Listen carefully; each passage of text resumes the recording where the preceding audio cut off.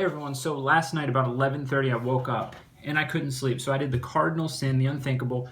I opened my phone and I went to social media, and as I scrolled after post from many of you about the pandemic, the coronavirus pandemic, the election, White Lives Matter, Black Lives Matter, racism, protests, riots, mass shootings, all of these things I'm putting into a drowsy mind, just looking for rest. And you can imagine what happened. I didn't find rest. I was stirred up and I couldn't go back to sleep. And, being a Christian, being in this world, amidst all of these things, I kept thinking, okay, we are in the world, but we are not of the world. And I think that Christians in the midst of everything that's going on right now are so torn. They want to lobby for change. They want to drive for change, but they're forgetting God in the process. Like many of you that face anxiety and that face stress and that face restless nights and unease about the upcoming election in November, many of you are getting tangled up in this nest because, well, you're afraid of what might happen if you miss it. When you turn off your phone, when you disconnect from social media, you feel the need to be informed. Therefore, you have to know everything that's going on. And I'm here to tell you today that there's only one foundation. 1 Corinthians 3:11, no one can lay another foundation other than the one that's already been laid, which is Christ Jesus. So many times I feel that we forget that our foundation is here, that our foundation is on the rock, Jesus Christ, the one and only, and that is reading our Bible, that is praying, that is attending church, that is being out there volunteering and helping the needy and just loving people, practicing restraint when we are having a conversation with someone that we disagree with and not showing them love, but showing impatience and anger. We forget all of these things and we disconnect from our foundation. We forget about the crack in our foundation, and we are way up here involved in the world. And sometimes we forget we're Christians and we're working on issues when up here that our foundation is still in need of repair. And what I'm trying to say is not to disconnect from the world. Even though we're in the world, we're not of it. We still need to know what's going on. So I'm not saying that we should be uninformed and just mountain people that never come out of our house. But what I'm saying is that we need to fix the foundation issues first. Look, if you're protesting right now, if you are in the street, if you're in the middle of the whole thing, if you're in front of the courthouse with a sign, that is fantastic, and I applaud you for peaceful protest. That is your constitutional right. But here's my thing.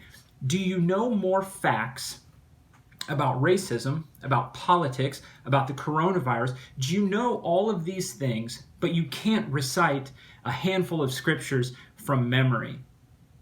For every minute of protesting you do, are you giving 10 minutes or 20 minutes to the Lord? For every minute, for every conversation that you are having with someone about world issues, are you also talking about unworldly issues? Are you also talking about Jesus to these people? See, I don't think it's wrong to be involved in all of these things. As a matter of fact, we are to respect the earth, and we're to respect people, and we're to love people. And part of doing that, part of respecting the authority figures that we have is knowing what's going on. So I'm not saying that we need to just shut down and live like mountain people. A lot of people think that that's what Christians are anyway. But what I am telling you, my challenge for you, is to disconnect for a minute, because it's ruining our country.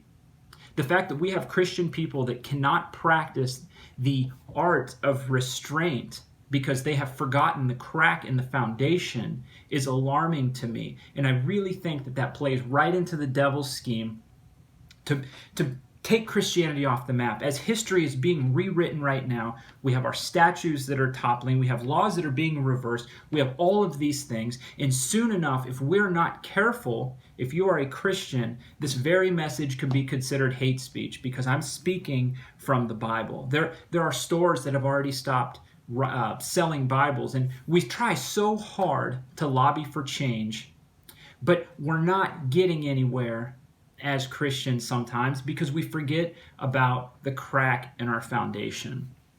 So I want to challenge you today. If you protest, hopefully you're not rioting, if you protest, for every minute that you protest, How many minutes are you giving to God?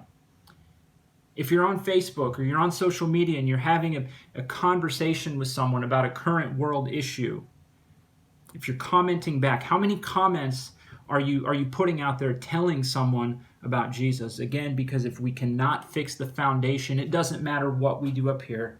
If our foundation is not strong, we will fall. So that's kind of my encouragement. I was thinking about this earlier today. Hopefully I didn't offend anybody, but please comment. Let me know your thoughts. See, the only people I think that are opposing Jesus are those that don't truly know him. If you look at God and you see him as a God of hate and of just mass murder and genocide and all of these things that we've heard about God, talk to me. Because I think that the reason you've turned your back on God, or the reason you've never opened your eyes to God, is because you don't truly know him. You've listened to what someone else has told you, but you've never sought after truth yourself. Until we fix the foundation, everything's going to be a mess.